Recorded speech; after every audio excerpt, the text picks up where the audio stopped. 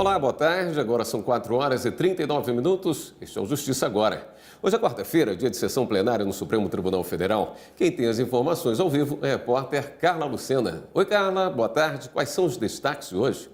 Oi, William. Boa tarde para você, boa tarde a todos que nos acompanham. Olha só, os ministros hoje retomaram a discussão que trata sobre a venda das estatais. Há duas grandes questões neste caso. Se as estatais elas podem ser vendidas sem o aval do Poder Legislativo e se essas transações precisam ou não de licitação. O julgamento deste caso começou na sessão plenária de quinta-feira da semana passada, quando tivemos as sustentações orais. Hoje, então, começamos com os votos dos ministros.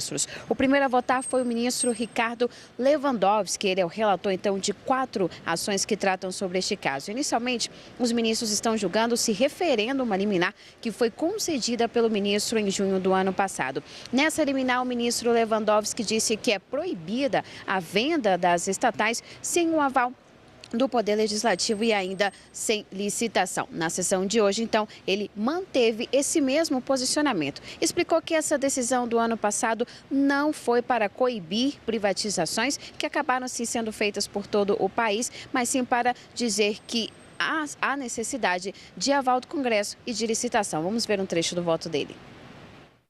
Permitir a venda direta de ações em montante suficiente a perder o controle acionário ou societário de empresa estatal, de maneira a impossibilitar a concorrência pública, poderia atentar contra o texto constitucional, o qual consigna que todas as alienações serão realizadas, entre aspas, mediante processo de licitação pública.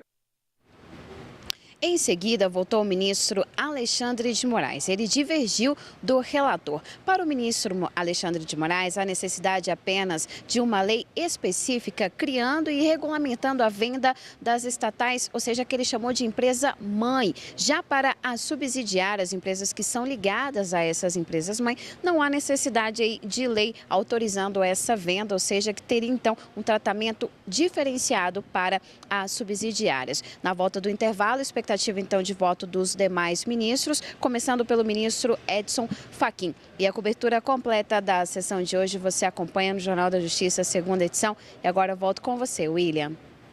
Obrigado pelas informações, Carla. A Procuradoria-Geral da República pediu ao STF para intimar o ex-deputado federal Pedro Henry, condenado no Mensalão por corrupção passiva e lavagem de dinheiro, para que ele explique por que não pagou a multa referente à pena. Considerado culpado, o político deveria cumprir 7 anos e 2 meses de prisão em regime semiaberto e também pagar 370 dias multa. Mas, como foi beneficiado pelo indulto presidencial de 2014, o ex-parlamentar foi posto em liberdade e agora sustenta não ter mais a obrigação de quitar a dívida. Segundo a Procuradoria, essa sequência de fatos realça que o descumprimento do acordo foi deliberado e que Pedro Henry pretende desvirtuar o instituto do indulto.